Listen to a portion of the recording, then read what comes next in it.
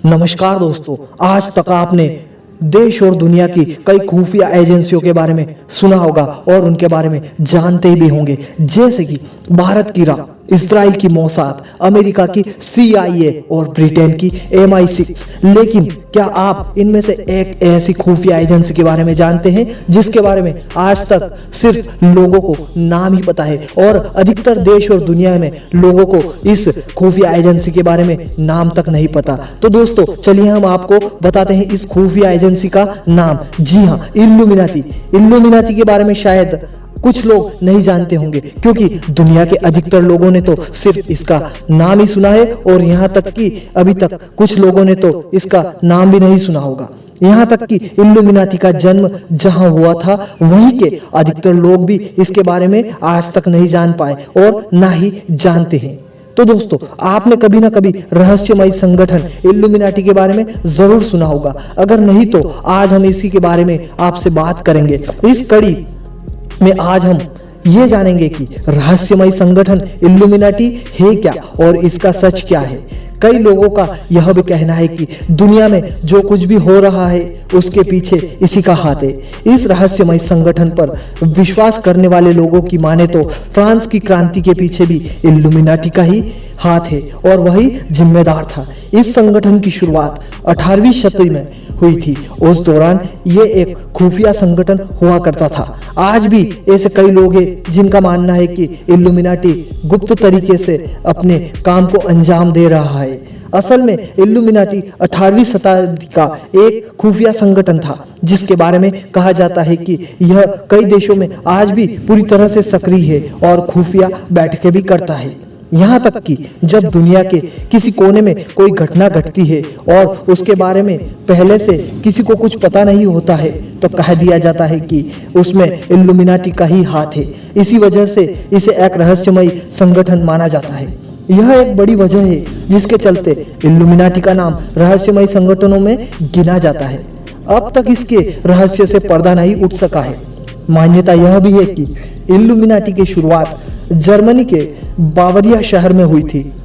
1776 में इंगोलस्ताद यूनिवर्सिटी के professor Adam विशाप्ट ने इसकी नींव रखी थी। शुरुआत में इल्लुमिनाटी का नाम ऑर्डर ऑफ इल्लुमिनाटी था। उस दौरान चर्च और क्रिश्चियन धर्म के कट्टरपंथ की जड़ें समाज में काफी गहरे तौर पर विद्यमान थी। इसी कट्टरपंथ से आजाद होने के लिए प्रोफेसर विशाप्ट ने इस संगठन की शुरुआत की थी। इल्लुमिनाटी के जरिए उनका मकसद एक ऐसी दुनिया को बनाना था जहां पर कट्टरपंथ और मजहब की दीवारें ना हो और सभी को एक समान रूप से देखा जाए। शुरुआत में इस संगठन के साथ उनके कुछ छात्र जुड़े, लेकिन धीरे धीरे इल्लुमिनाटी का दायरा बढ़ने लगा और हजारों लोग इस संगठन में आने लगे। बाद में विशाप्ट कई खुफिया बैठकें आयोजित करवाते थे जिनमें समाज और सरकार को लेकर कई बातें हुआ करती थी। बाद में स्थानीय सरकार को इस खुफिया संगठन के बारे में पता चल गया। इस संगठन के बारे में पता चलते ही स्थानीय सरकार ने इल्लुमिनाटी के ऊपर बैन लगा दिया। वही प्रोफेसर विशाप्ट को जेल भेज दिया गया। आज भी कई लोगों को यह विश्वास है कि इल्लुमिनाटी अभी भी धीरे धीरे सक्रिय है और वह पूरे देश और विदेशों में अपने काम को अंजाम देता है। देश दुनिया में जो कुछ भी होता है उसके पीछे सिर्फ इल्लुमिनाटी को ही कारण माना जाता है। कुछ लोगों का मानना है कि 18वीं सदी में फ्रांस में हुई क्रांति के पीछे इल्लुमिनाटी का ही हाथ था, लेकिन यह कितना सच है इसे आज तक कोई नहीं सुलझा पाया। यह एक इतिहास का सबसे बड़ा रहस्य ही बना हुआ है। इतना ही नहीं, कुछ लोग तो यह भी मानते हैं कि अमेरिकी राष्ट्रपति जॉन एफ कैनेडी की हत्या में भी इसी संगठन का हाथ था। 22 नवंबर 1963 को उनकी हत्या कर दी गई थी। इसको लेकर समय समय पर कई खुलासे भी हुए, लेकिन आखिर उनकी हत्या के पीछे का कारण क्या था, यह और उनकी हत्या किसने करवाई थी, यह कोई नहीं जान पाया और न ही आज तक यह स्पष्ट हो सका है। माना जाता है कि उनकी हत्या के समय उनके आसपास एक महिला दिखी थी जिसके हाथ में कैमरे की तरह दिखने वाला एक पिस्तौल था। इस महिला को द बबुश्का लेडी के नाम से जाना जाता है। अब ये महिला कौन थी इसके बारे में आज तक किसी को पता नहीं चल पाया। माना जाता है कि इल्लुमिनाटी की शुरुआत जर्मन के बावरिया सूबे में स्थित एक छोटे से शहर इंगोलस्ताद में हुई थी। वर्ष 1776 में यूनिवर्सिटी प्रोफेसर एडम विशाप्ट ने इसकी शुरुआत की थी। धीरे धीरे उन्होंने अपने इस दायरे को इतना बड़ा कर दिया कि कई देशों और विदेशों में इसका परचम लहराने लगा, लेकिन बाहरी दुनिया में इसका कोई नामो निशान तक मौजूद नहीं था।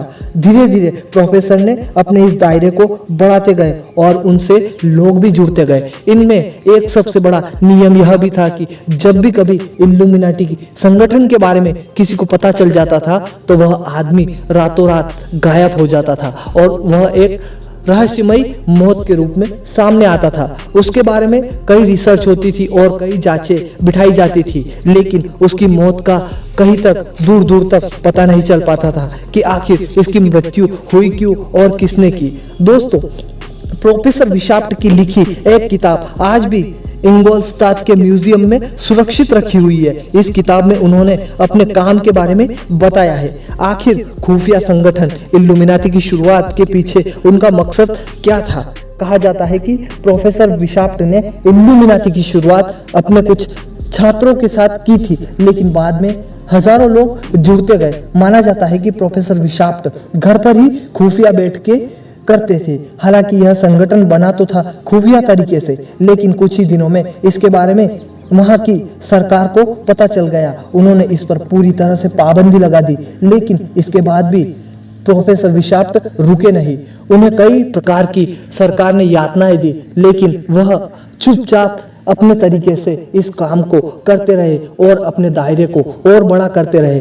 कुछ ही दिनों बाद इसके बारे में और ज्यादा खबरें आने लगे कि प्रोफेसर विशाप्ट अपने इस काम को बंद नहीं कर रहे हैं और उन्होंने अपने काम के दायरे को और बड़ा कर लिया है। इसलिए साथ ही वहां की सरकार ने प्रोफेसर विशाप्ट को दूसरे शहर में भेज दिया ताकि वो फिर से इस संगठन को बनाने की कोशिश ना करे। लेकिन माना जाता है कि इसके बावजूद भी संगठन लगातार पूरी तरह से सक्रिय रहा और काम करता रहा। तो दोस्तों, आप सभी को कैसी लगी इल्यूमिनाटी के बारे में यह जानकारी? अगर आप सभी को इल्यूमिनाटी संगठन के बारे में यह जानकारी पसंद आई हो तो हमें सब्सक्राइब करें, हमारे चैनल पर कमेंट करें और इसे ज़्यादा से ज़्यादा शेयर करें ताकि रोज़ाना आपको मिलती रहे ऐसी ही रोचक तथ्यों से भरी जानकारियाँ। धन्यवाद।